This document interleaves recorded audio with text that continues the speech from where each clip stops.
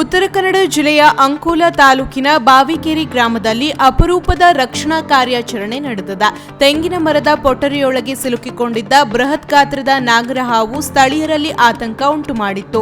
ಸೀಳು ಬಿಟ್ಟ ತೆಂಗಿನ ಮರದೊಳಗೆ ಅವಿತುಕೊಂಡು ಹೆಡೆ ಬಿಚ್ಚಿ ಬುಸುಗುಡುತ್ತಿದ್ದ ಹಾವನ್ನು ಕಂಡ ತೋಟದ ಮಾಲೀಕರು ಬೆಚ್ಚಿಬಿದ್ದಿದ್ದರು. ಹಾವು ಹೊರಗೆ ಬರುತ್ತದೆ ಎಂಬ ಭಯದಿಂದ ಕೂಡಲೇ ಉರಗ ತಜ್ಞ ಗಗನ್ ನಾಯ್ಕ್ ಅವರಿಗೆ ಮಾಹಿತಿ ನೀಡಿದರು. ಮಾಹಿತಿ ಪಡೆದ ತಕ್ಷಣ ಸ್ಥಳಕ್ಕೆ ಆಗಮಿಸಿದ ಗಗನ್ ನಾಯ್ಕ್ ಪರಿಸ್ಥಿತಿಯನ್ನು ಅವಲೋಕಿಸಿ ಜಾಗೃತೆಯಿಂದ ರಕ್ಷಣಾ ಕಾರ್ಯಾಚರಣೆ ನಡೆಸಿದರು. ಕೆಲ ಸಮಯದ ಪ್ರಯತ್ನದ ಬಳಿಕ ತೆಂಗಿನ ಮರದೊಳಗಿಂದ ನಾಗರಹಾವನ್ನು ಸುರಕ್ಷಿತವಾಗಿ ಹಿಡಿಯಲಾಯಿತು. ಬಳಿಕ ಹಾವನ್ನು ಯಾವುದೇ ಹಾನಿಯಾಗದಂತೆ ಸಮೀಪದ ಅರಣ್ಯ ಪ್ರದೇಶಕ್ಕೆ ಬಿಡಲಾಯಿತು.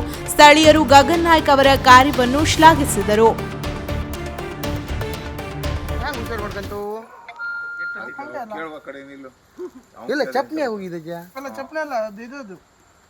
ಸಂಡ ಸ್ವಚ್ಛ ಮಾಡೋ ಜಾಗ ಅದು. ಓಹೋ ಹಂಗದ್ದು ಹಂಗದ್ದು ಚಪ್ನಿ ಅದು ಸಂಡಾಸು ಮಾಡೋ ಜಾಗನ ಮಾಡ್ತಾ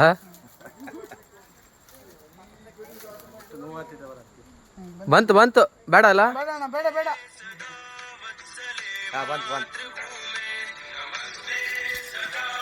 ನೀ ಹಂಗ ನೋಡಿದ್ವಿ ಅಲ್ಲೊಂದು ಇಟ್ಕೊಂಡೆ ಬೇಡ ಈಗ ಚೀಲ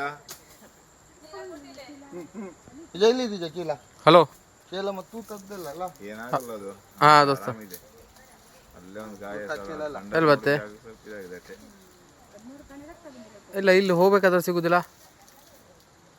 ಯಾವ ಬೆಟ್ಟ ತಗೋಬಿಡೋದು ಇಲ್ಲ ಇಲ್ಲ ನೀನ್ ಹಿಂಗೆ ಮೇಲಿಂದ ಬರ್ತೆ ಕಡೆ ನೋಡುವ ಎಷ್ಟೊತ್ತಿಗೆ ಬರ್ತಿ ಈಗ ಬಿಡ್ತಿ?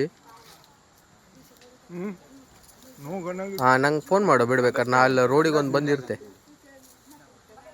ನಮ್ದಲ್ಲೊಂದು ಹಿಂಗೆ ಒಳಗ್ ಸೈಡ್ ಒಂದು ರೋಡ್ ಇದೆ ಅಲ್ಲಿ.